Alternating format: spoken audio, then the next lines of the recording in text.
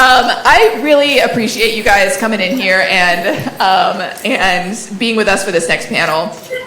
This panel is something that is very near and dear to my heart, which is we are going to have a super duper nerdy conversation about a potential mechanism to incentivize these wonderful places that we love called universities to support the ideas that are developed internally at the universities. And this is a mechanism that already exists and is already a way in which the university is investing in itself, the research being done at the university, and the people who are doing that research.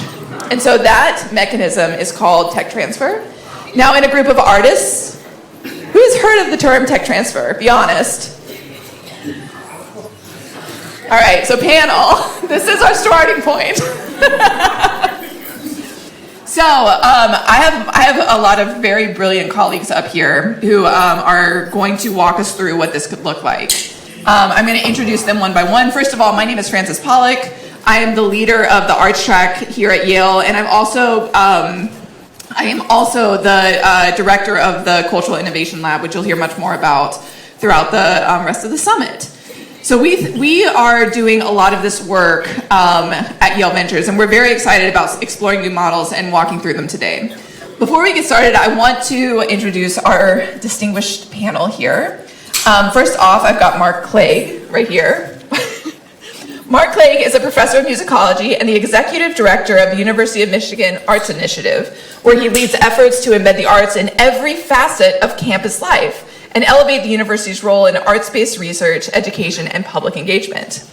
A leading voice in public scholarship, Clegg is best known for Oh Say Can You Hear, his acclaimed cultural biography of the U.S. national anthem, and for his role as editor-in-chief of the George and Ira Gershwin Critical Edition.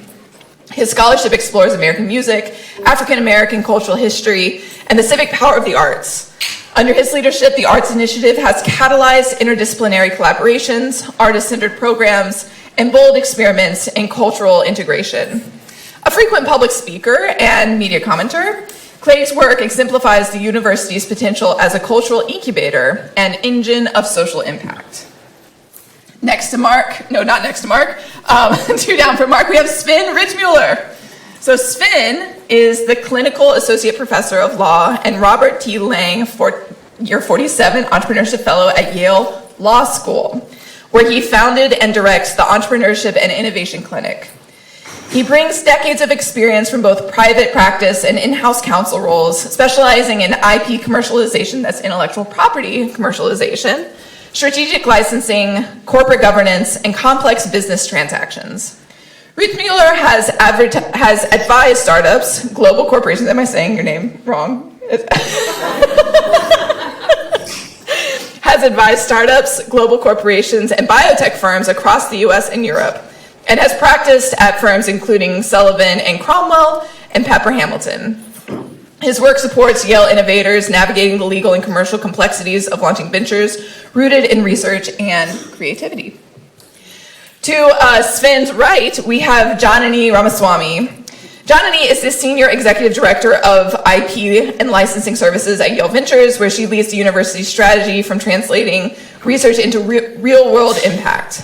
With a PhD in biomedical engineering from the University of Michigan, she brings deep expertise in medtech innovation, academic industry collaboration, and strategic licensing. Before Yale, she directed medical device licensing at the University of Michigan and served in tech transfer roles at the Henry Ford Health System. Janani now supports innovators across Yale School and labs, building strong partnerships and stewarding intellectual property towards commercial pathways that reflect both academic excellence and market potential. And finally, last but certainly not least, we have Susan Carr. So Susan Carr is the Executive Director of Business Development at Yale Ventures, with more than 25 years of experience spanning academia, healthcare, and industry. At Johns Hopkins, I love these networks that are being built. She led efforts to identify high potential innovation and shepherd faculty through the commercialization process, including launching major partnerships like the Hopkins Walgreens Initiative. Her early career in the pharmaceutical and health payer industry sharpened her skills in market strategy and project development.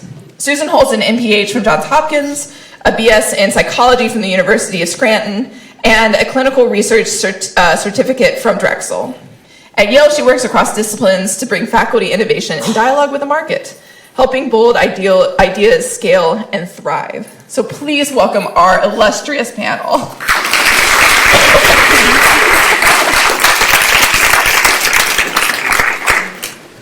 Okay, so here's question number one. What is tech transfer? And let me put a little bit more context around this.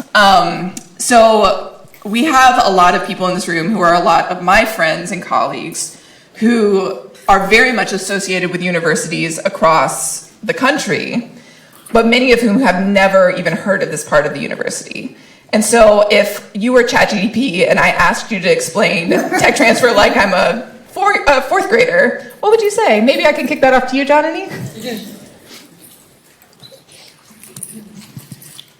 Hi, everyone. Can you hear me okay? Good. Perfect. So tech transfer or technology transfer is quite literally that. It's the process of transferring technology in an academic setting from the university to the market setting. So, you know, there are multiple, as you know, universities are typically research powerhouses, and they're creating, researchers on campuses are creating a lot of innovative stuff, which can never impact the public unless it leaves that lab or academic setting. And so what a tech transfer office is charged with doing, and they have multiple names across different universities. In Yale, it's housed within Yale Ventures.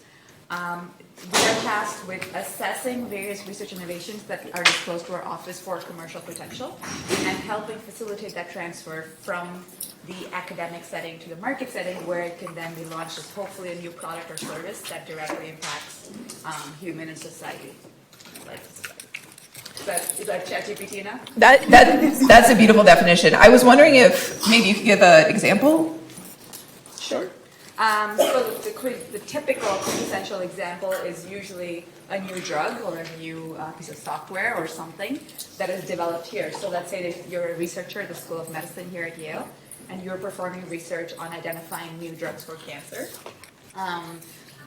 As you probably know, drug development is a very long, complex, and expensive process, but many drugs that are on the market today have their origins in a university setting or university lab, and has undergone significant de-risking and development to hopefully ultimately form a drug on the market that can then treat and improve patients' lives. So let me just add a few more things to that, and Francis said we want to be very enthusiastic here, so I'm going to ask who here is from Boston or Cambridge? Anybody? Okay, a few folks. Okay. Lived there long enough to see the transformation of Boston, Cambridge industry. Yes, no? Yes? All right. So if you lived in Boston 20 years ago, 25, 30 years ago... The big dig! The big dig! It was the big dig. The biggest company was Gillette. And Gillette got bought by Procter & Gamble, and everybody thought the world would fall down, basically, or the sky would fall down. It was basically the end of the world. We don't have any homegrown industries. During that time period, there was a shift at the universities. That's one with an H, that's one with an M, and so on, also the healthcare systems there. And that was a cultural shift or a mandated shift driven by an organization called MassBio, where they said, forget about focusing on patenting, meaning forget about measuring your success by how many patents you file. Measure your success by how many patents are licensed out. How do you get this technology into the world so it will change the world? And life sciences, obviously, by creating therapies. And that led to a pretty dramatic change at the Cambridge-Boston area, where nowadays, if you have an advanced degree, you really, at least historically, no longer had to worry about getting a job if you're in one of those fields. That's tech transfer when you see it happening, and lots of companies get spun out, lots of disease-focused technologies were developed. I'll just give you one example. Everybody's heard nowadays of mRNA. I worked on mRNA in 2004 already, when I worked at advising various companies, when nobody's heard of this. And it wasn't easy to raise money for it either. It was like, yeah, this is not going to work, but we were able to raise money. So that's tech transfer practically, when you're taking the idea and now commercializing it, putting it into practical use. Just say one other thing, which is that it's actually not surprising to probably any of us that very few people in this room have ever heard of this phrase of words, right? And part of it is that if you're at a university and you are an engineering or a medical professor, you know that when you invent something using university resources, including your salary, that part of your invention is owned by the university, right? So if you want to have your invention or your research insight reach a larger world, you need John and Susan to help you get that out into the world, because the university owns part of your product. In the arts and humanities, there is a convention, really. Most of the faculty, theoretically, your opera is still owned by the university. Yeah. But basically the university, and here's the little silent thing, doesn't think it's worth enough to bother owning part of your opera. It's true. It's true. Right? So all of us sort of in the arts, and I'm from the arts, and I'm a musicologist, and I've written a really, a book that did very well in the musicology, and it's sold few enough copies that no one cares in the tech transfer office. Right? So that's why we haven't heard about it. But when my initial administrative position at the university was actually as director of research, and one of the things that happened at that time is one of the faculty heard that their musical compositions were owned by the university, and we had to go to the lawyers and reassure everyone that no, the evil university was not coming to steal your novel or your creative work. But because of that, there is no trust and there is no relationship. And there's no funding. And no funding that's given to artists that would be participating in this kind of flow and in order to reach a sort of socially transformative scale. Right? So one of the things tech transfer does is it takes a small idea and potentially opens it up to all sorts of transformative uses that you as the creator might not even imagine, right? So artists are sort of missing out on this whole relationship because we're happy living in our little nonprofit bubble and not worrying about any of this. Mm-hmm. Yeah, I just want to add one little defense to that is there's also the issue of it is much harder for the university to claim, not legally, but morally or conceptually, to something that's expressive, because then the university is controlling, more of the expression, freedom of speech, and so there's much more of a concern. If you write a book, you should own it. We as a university are not going to make the decision whether it should be published or not. It's it's a little bit beyond. I'm very reassured, Sven, to know that I'm expressive rather than worthless. Thank you. I bring my lawyer everywhere I go. But you're right. Actually, one of the interesting things, and Susan, I want to loop you into this, is that there's this tech transfer offices actually can be quite polarizing. Because there is this sense that, the university owns the research, they own the development, they own the intellectual property, and then they're taking it and I recently had someone tell me, you work at Yale Ventures? Well, there's all of these neoliberal incentives for them to make, the work, super capitalist. And I was like, I don't think that's what we do. But, there is that feeling, right? That, the university is going to take the product and put it out into the world in a way that's extractive. And so I wanted to bring Susan into this because a lot of your job is trying to figure out what ways are faculty willing and comfortable to engage with this process. And I wanted you to talk from your perspective with STEM first. So from a STEM perspective, first let me say that in the sciences, tech transfer is not a walk in the park. It's not as easy as you might be thinking that it is. And I think it's easy to think that, we have a really well-oiled machine in the sciences, and we do. BIDOL really creates, a system and an infrastructure. And can you talk about BIDOL and what that is and why we have these offices to begin with? Because I actually think that's the most fascinating part of all this. So BIDOL is a federal law dating back to 1980, which really is where all of this started, and it was an idea that if federal funds really go to fuel our universities, that there should be a mechanism for those universities to then benefit. The idea being that you were creating a revenue stream back to the university, and so the universities could create their own little ecosystem where they're accepting federal funds, doing brilliant research, getting that brilliant research out into the world, and then getting a revenue stream back. Mm-hmm. Yeah, I like movies, sorry. So I'll give you the example before Bayh-Dole.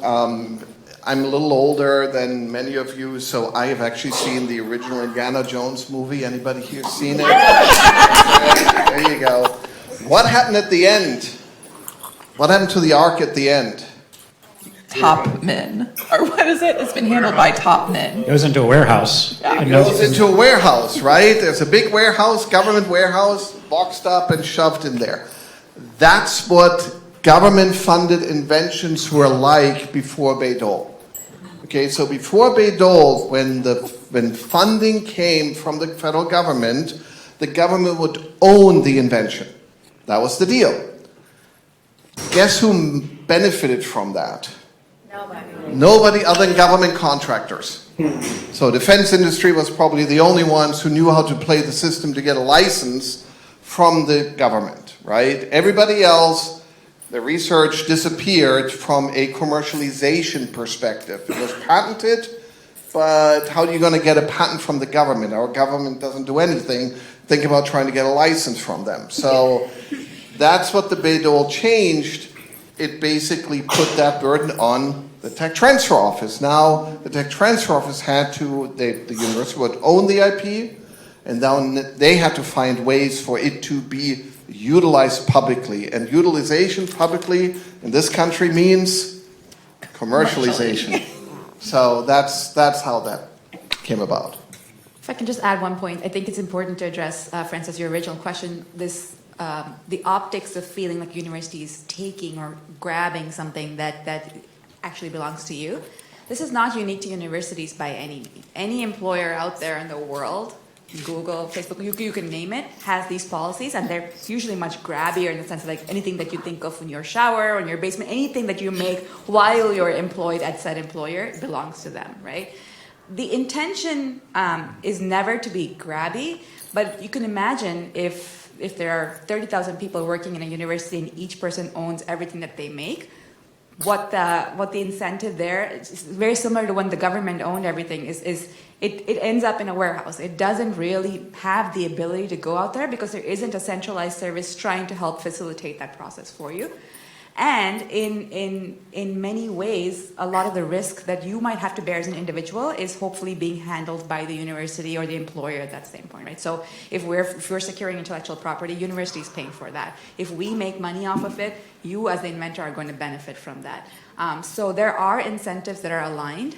But it just seems that the policy seems grabby. So like we always encourage people like come talk to us because we're here to explain how and why this process is the way it is and give you examples of how it's worked for people. But if it doesn't work for you and it doesn't work for us, then we're not here to stand in the way. Like we're happy to give it back to you and let you work through it. Well, and I wanted to just say, because a lot of us in here are like artists and humanitarians, we actually have our own version of the government warehouse, which is the dusty shelves that our PhDs sit on, and nobody reads them. You know, so we actually profoundly know the pitfall of not having this system in place, which is that there's a lot of really important research that's being done at these universities in these areas, but there's no mechanism to truly get it out into the world. I was having a conversation with Michael, who was just on the last panel, and we were talking a lot about the, there are sort of ossified models like the university press, which is great, but you kind of get a super success at like 10,000 copies, 500 copies, and 500 people, a lot of whom are your family, read your book, right? But like the books that we publish, the ideas, the projects that we do in the arts and humanities are important. They're the stories that bring people together. They're like the cultural assets that, make the world better than it is right now. And right now it's all sitting in university basements, a la the government, warehouse model. Yeah, let me just add also another point here too, just for the not that anybody thinks that the university is not doing this the right way. I mean, so under the law and under university policy, the inventors get a share automatically. So by policy, if the technology gets commercialized as a patent, royalties, whatever the university gets, a portion goes to the inventors, to the creators. So that's very important to understand, because it's not that the university takes it away from you. This is very different in this country, as you said, in the private sector. In the private sector, there's no guarantee that even though you invented the next greatest thing, that you would get anything. You're an employee, and usually you sign a very lengthy agreement that basically says anything that you own, your employer, own. And under copyright law, the employer owns it automatically. It's a work for hire concept. So if you are into comic books, like I am too, Siegel and Schuster, anybody know who that is? Mm-hmm. Yeah, Superman, they didn't get anything. Most of the comic artists for the longest time who worked for Marvel didn't get anything. If you work in the film industry and you're hired to write a script, they will hire you. Why do they hire you? Because automatically what you write, they will own. So, because under work for hire concept, if they didn't hire you, there's actually a chance you could get it back after 30 years under the law. But outside of that, you can't. So, tech transfer is very different in the private sector in many ways. But one thing that I really want to emphasize is that the road to actual commercialization is really, really, really hard. And it doesn't matter whether I talk about this to artists or to scientists. They all think that they discovered something in the lab and tomorrow it will be on the shelf. And it is a really, really, really difficult process. Execution is 90% of the game. It is high risk. That's why you have what's called venture capital investing in it. The irony here is that what the arts are doing is also effectively venture capital in a sense of venture. But nobody's looking at it this way. Film studios, for example, are effectively venture capital organizations. There's only one study that I'm aware of from 2015 that a business school graduate from that university up in the north with an H wrote, we basically compared the film industry to venture capital and showed that it's very, very similar. Which, by the way, the highest returns, anybody wants to take a guess? What the highest returns of films are? What genre? What genre? Yeah. Horror. Musicals. By far. So horror's up there too. But nobody's thinking it that way, right? Nobody's thinking that way. And of course that makes sense. I mean, like, you do see like the mega Disney musical that has been like spun out, and then every kid has the tapes and the books and the merchandise, and then it goes to Broadway where Mara Isaacs, produces it, and then it's this cycle where like these things that can be incubated at universities can have lives of their own, where the community of researchers who put it together, the artists who work at the universities, can benefit, and so can their whole community. So let's talk about what this could look like in arts, in arts and humanities. Because I'm lumping them together because right now we're both in the same place where we just don't have that type of structural support. Mark, you run the $20 million arts initiative at University of Michigan, and so far that's been a granting organization, right? Yes. Yes. So can you talk about, just like dream with me into a space where this reciprocal mechanism and this like evergreen mechanism worked, where artists were cultivating intellectual property at the university that was then packaged and spun out into the public. Can you just dream with me in that space? Yeah. So, I think we, as artists, have allowed ourselves to sort of be put in this special, rarefied, wonderful place, which we love, and we're driven by our passion. But one of the things I really appreciate about Sven's comments is that they make me realize that the arts and the sciences are not that different. No, they're not. And the conversations that are happening in this room are very similar to the conversations that are happening on the other side of the hall. but the people in the various conversations are not intersecting very often, right? No. So if we had a tech transfer for the arts, what it could mean is that you, as someone writing a musical, for example, or you as writing a musical, right, would develop that within a university context. That the University School of Music, Theater, and Dance, where I teach, would be a kind of incubator, right? And the resources that you have, like a theater, like professional lighting, like a staff, right, would be sort of equivalent to a lab, right, where you had technicians who were able to help you develop, and through an experimental, iterative process, you changed an idea into a full-blown performable piece, right? And then the university, through these offices, would help you do things that you probably have no resources or wherewithal to do.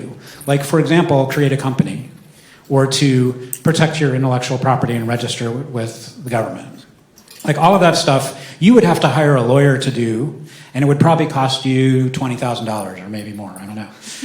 And you wouldn't know who to call or how to get started. But you would have these experts who would help you to then develop your idea that you had incubated within the university into a form that then venture capitalists, so the investors from Broadway, could then invest in you, and you wouldn't be you, Amy or Joe or Fred or Anton, you would be you, Creative Visions LLC, right? You would form a company, and then potentially even the university would have some kind of venture fund where they would provide you, say, with several $100,000, and you would go and be able to do a preview on Broadway that would, then you could invite investors to, and they would see that, sort of, in the one of those warehouses behind Broadway where those things happen, right? And people would then invest in your thing, and it would come up. But a lot of these opportunities to you as an individual artist are completely opaque. You have no idea how any of this works, right? But the tech transfer office, the university, would then,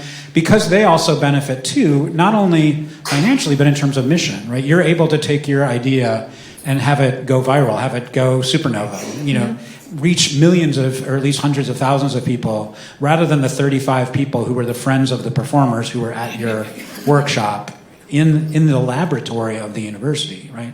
But we don't really think of university arts spaces as these kind of incubators. And I think if we could imagine being connected to our folks in computer science and biotech rather than being wholly different, we could take advantage of a conduit to reach people and to generate a whole different kind of arts ecosystem, which at this very moment, when, as we talked about in the last panel, traditional funding is being destroyed, right? You can't go to the NEA or the NEH. I mean, I lost 2 NEH grants about 6 weeks ago, right? So we need to find other ways of funding the same thing. So in disruption, there's opportunity. And I think this kind of idea, because it's tying into really expertise, and maybe you can comment on this, Susan, but for artists, I think this is a pretty big leap, at least the art colleagues I have. For people in tech transfer, this is just another kind of thing. It's, as you say, it's still hard, but it's, at least when I talk to my colleague, Kelly Sexton, who you probably know well, she's like, yeah, we've invested in arts kinds of things before. They don't tend to be musicals. They tend to be, narrative things in medicine or things that they're familiar with. But it's, how would your office, I mean, Yale is doing a lot to embrace the arts. Why, if I'm going to steal the moderator's thing, could you take my vision and how would it fit into your world? So we'd have a little bit of a challenge. It's not on. We have a little bit of a challenge with the infrastructure. So, when you have BIDOL as your infrastructure, you know exactly what to do and how to do it. And so if you wanted to transfer that reality to the arts, you'd have a couple of little obstacles. One being that patents are different than copyrights, and that artists own their own copyrights. We also distinguish in the sciences between faculty innovation and student innovation. And so if a student invents something or creates something, they own that. They own their own intellectual property. It's really only the faculty and any kind of graduate students that are a part of that lab that really function under BIDOL. So we'd have a couple of obstacles. I think the interest is there, and I really think now is the right time to really be asking these questions because we're seeing creativity broadly in tech transfer. Because all tech transfer offices around the country, they all started in the same place, those therapeutics. That's what it was designed for. But it grew from there. And so now is a time of creativity anyway. We're seeing lots of creativity in tech transfer. We're dealing with open source software, which was something that historically would have been a disclosure. You wouldn't have been able to protect that. But now we're seeing that that's going to be a part of all software. And so creativity is happening in tech transfer. And it's just a matter of trying to figure out how we could take your vision and turn that into a reality at the university. Well, and what I wanted to say is that there's such an opportunity there, because we're actually not, so if you are a scientist and you're creating something that can be protected through a patent, then like Bayh-Dole covers that, right? There's actually a big opportunity here to reimagine what the relationship looks like with copyright. And this gets into like all of the has anyone heard of an LLC? Yeah. So like we start to get into these really dynamic and very interesting corporate scenarios where we can create protections around intellectual property that the university can participate in, but we actually get to reframe what the initial intent was with Bayh-Dole. And I think it's so, that's all Sven and I talk about all day, every day, is like, how do you create contracts that allow these things to happen in which we can create a similar mechanism, but it doesn't have to have the same pitfalls as what was stood up in the 80s. Right? Did you want to comment on I that? just want one more quick parallel between arts and sciences. I mean, I know the way we're making it sound is like, oh, we have a completely well-oiled machine and all scientists know exactly what LLCs and entrepreneurship are. That's not true. Right? I mean, as a trained PhD in this sense, I had never heard about most of these words I'm talking about when I went through my education and training. Entrepreneurship, innovation, patents, licensing, this is not part of a scientist's training either. It's just that there are more examples we can point to, and therefore more things that people can relate to because they've seen more people go through that same process. So that should not be the reason why anyone does not want to engage with these types of things. It's, yes, there's a learning curve, but there's a learning curve for everybody, and you get better as you do it. So I just want to point that out. Totally. Let me just add, scientists are not entrepreneurs by nature, okay? So artists are not entrepreneurs by nature, but neither are scientists. So, that just because you're very good at the lab doesn't mean that you know how to now turn this into a drug, into a therapy, and maintain sufficient economic ownership interest in it, have control of the direction of the company, and so on. That's just not the reality. But the one difference I think that I see more on the tech side is a willingness to engage in the process and more resources, like a tech transfer office that can give some advice or connect you with somebody on the business side and so on. And at least I come from this world per se, I just don't see the same ecosystem.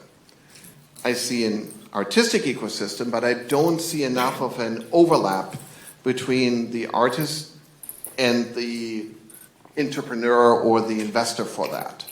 And that, I think, has to change. I mean, I was joking about the article earlier with the musical, but I mean, you can get a ton of data on how companies are doing, what the financing terms are, what are the deals that people are getting, what kind of equity stake does a engineer get, does a founder get, and so on. This is completely, as far as I know, completely opaque in the artistic world. There are none of these discussions, and what we discovered was really shocking to us, not coming from the world of how artistic, creative endeavors are financed and how much control the artist loses. You would not get that in the tech world up front. Absolutely not. The university will spin out, they'll take a license, they'll take an equity stake, but they don't tell you how to commercialize it. They'll ask for a business plan, they ask for that you will try to commercialize it, but they're not telling you exactly what you need to do. I'm just shocked at some of the terms that we see where the finance folks that finance artistic endeavors, and the ones who produce them take 99% of the economic interest, and with that also the control over it. You don't see that nearly as much, in the on the tech side. Yeah, just a couple questions. I'm curious. So, how many of you trained in this room at an art school, design school, music school, dance theater, whatever? Okay, so leave your hand up if intellectual property copyright was taught in a unit in any of your classes. Okay, there's several, so that's good, but it really should be everybody. They're all my students from University in of part Bridgeport. because of what Sven just said, which is that if you don't know what your copyrights are and the value of it, then people can take advantage of you. So one of the things Francis mentioned is that I run the Gershwin Critical Edition at Michigan. Part of the reason I can is because George Gershwin's first contract, when he was like 17 years old, had a clause in it that he retained copyright of his work.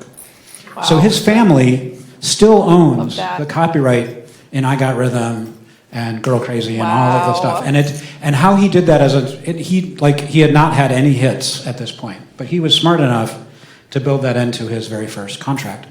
How many people in the room own a copyright? Okay, every single hand should be up. Right? If you've ever put any words on a piece of paper in a form that's permanent, if you've ever sent an email, if you've ever written a document in Word or Google Docs and you've saved it, then it is automatically copyrighted. And each person in this room probably owns thousands of copyrights. But most of them have no particular commercial potential, or you don't have interest in doing it, right? But if we don't know how the game works, we're all playing a game of Monopoly, and we're not teaching the artists the rules of the game. Yeah. So I first of all, I love that. And I think that there are so many different directions that we could go with the conversation. Like, I want to just acknowledge that, like, the type of work that we're talking about universities doing here completely affects the work that we're doing at the state level. And the fact that if we can align agendas with what the rest of the university is doing in the entrepreneurship and the STEM, then we open ourselves up to so many more resources. We open ourselves up to small business resources. We open ourselves up to economic development resources, workforce development resources. I'm looking over at Liz Shapiro, who's our keynote speaker tomorrow, because this is what we're going to be talking about, is that if we want to reimagine the funding landscape, why not imagine our work going through these systems that have so successfully stood up the innovation that makes our country run, So I want to put a pause here, because I am so fascinated with where the temperature is in the room. What are... Can I just add one more thing? I also want to really emphasize that it is not really that science and patents are necessarily the way to a successful technology or other type of, venture. I mean, anybody here stayed in Airbnb? You'll be surprised how few patents Airbnb has. That was not the business model, right? Uber, maybe not always the greatest company. Not much of anything relating to patents. These are all companies that rely on copyright in many ways, on branding, on trademarks, on branding what their business model is and getting that out there and raising money and getting it into the hand of consumers. And unless you are very elitist about your art, you probably also want a consumer-facing venture in that sense, that your art gets out there. So I just want to also emphasize that this is maybe the wrong comparison always to look at, well, there's science and therapies and whatever, and then there's art. Lots of technologies that you guys all use are not patent dependent, but they are focused on trademarks, they're focused on just IP, on the brand, on being available, and having received the funding for it. And there should be no reason why the arts cannot achieve the same. Yeah, absolutely. So I want to take a temperature check, and what are the questions in the room? it can be everything from like, I really don't know what an LLC is to I have this idea, can we workshop it? So here, Sven, I'm going to hand this to you. Let's go. I saw your hands up back here. And then would you help me out and pass this around? Would you be my mic? Sure. My mic buddy. Thank you. Thanks, Francis. Thank you so much for the wonderful talk. One of the things that really came up for me is we're talking about university systems, and friends I know in the sciences, they work in a lab. Yale has a lot of research. I went to the Yale School of Art, and there are teachers and there are students, but as we know, there's not teachers there who are quote unquote researching arts. And once you graduate, you go on into the world. Is there a way for people who aren't currently in the university system to access all that we've been talking about here today? Because that so far, all this incubator space, Yale Ventures, it seems like it's in that space. I mean, I can think of a really great one is that there are companies that you can, work with people inside the university. Eventually, those companies need employees. And I think that, this is a product of tech transfer at Yale. So my sense of this ecosystem, and this is me, dipping my toes in it and being very early, but it's not sort of this inside-outside thing that a lot of times universities kind of put up, where there's lots of opportunity to engage with these resources and just figuring out what the creative way of putting yourself in conversation with what Yale Ventures is doing, what the Tech Transfer Office is doing, where can I support a project, how can I help build it, where are they in the commercialization process, you'll be pulled in very quickly. Yeah. All right, thank you. Yeah. And then can you pass around? You can choose. I can answer that quickly when part of it is self-serving, which is that I have an article which I put in an open source journal called Artivate, which is an arts entrepreneurship journal. It's called From Portfolio to Platform Career. And it's really a guide to young artists for how to take sort of a gig lifestyle and turn it into a sustainable living. And the key, which refers to your question, is really to create a business.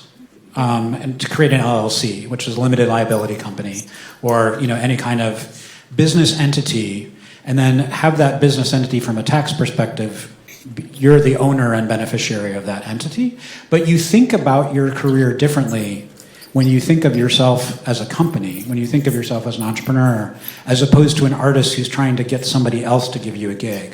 Mm-hmm. If you think of yourself as a business owner who has resources and intellectual property and has skill sets and services, and you start to wrap that into a comprehensive plan. So at the very least, if you can refer people to that article, I really wanted it, it's basically based on what I tell my students as a mentor, and I built the entrepreneurship program at Michigan. And it's just, what surprises me is that it continues to be sort of a revelation to a lot of students to think of themselves in this way. Mm-hmm. But it's a very small step, but a huge mental leap, just to sort of to be a business rather than an artist, or an artist who is a business. I don't think there's a conflict between music and money. You have to have the money to make the art. Right. And that goes to what Sven was saying, just to jump in as an artist who went through that process. It's about engaging with the process and knowing that these questions feel very rudimentary and maybe I should already know this. But just walking through the process and not giving up on it. Not that every idea is going to succeed, but just being able to say I'm going to engage, I'm not going to shut this down as I think that this is only going to lead to something that's extractive or something that's going to be I'm going to write off as capitalism or however I feel about it, right? Just being able to be patient and just sit with the process. Yeah, hi. I have a question quite related to how the Yale School of Art graduates might go out into the world and where we can have them meet their audiences. So Yale, as a private institution, financial records are not public. So I'm turning to a peer institution, the Art Institute of Chicago, and I'm looking at their financial statement. I'm choosing them because they both have a museum that sells tickets and they have an art school. So last year, their ticket sales were $20 million. That represents 10% of offsetting their overall operating expenses.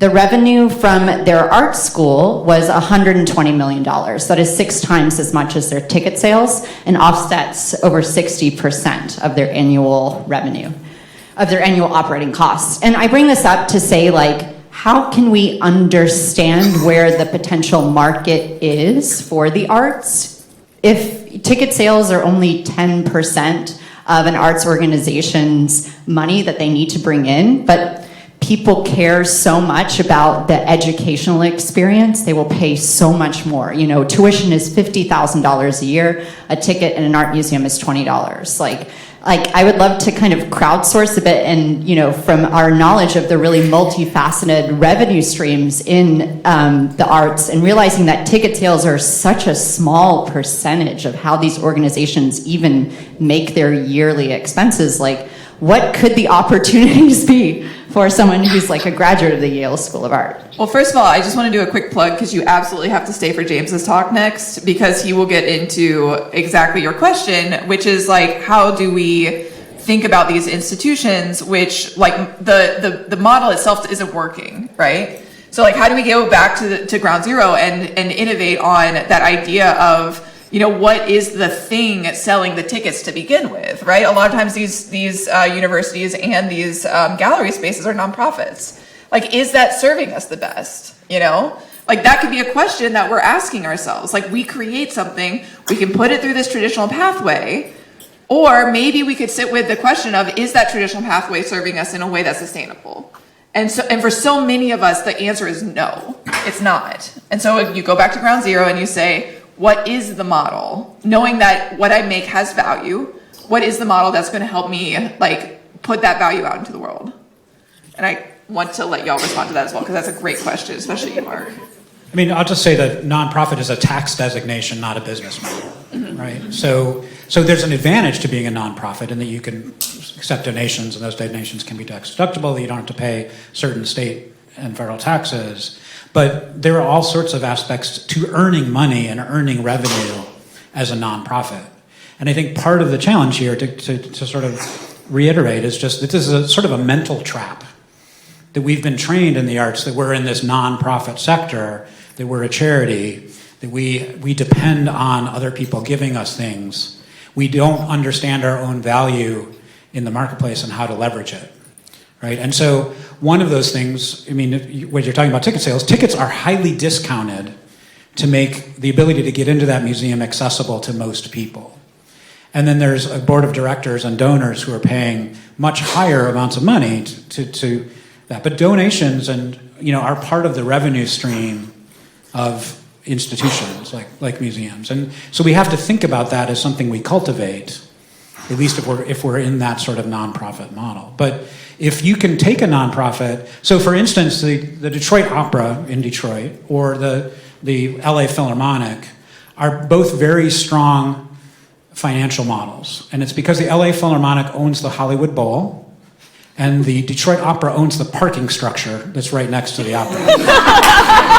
They make like 40 or 50% of their budget from the parking that they can charge people coming in to work in downtown Detroit. It hasn't worked as well since the pandemic. But owning your building and owning your parking structure turns out to be a really smart move as an opera company. My guess is almost no one thinks about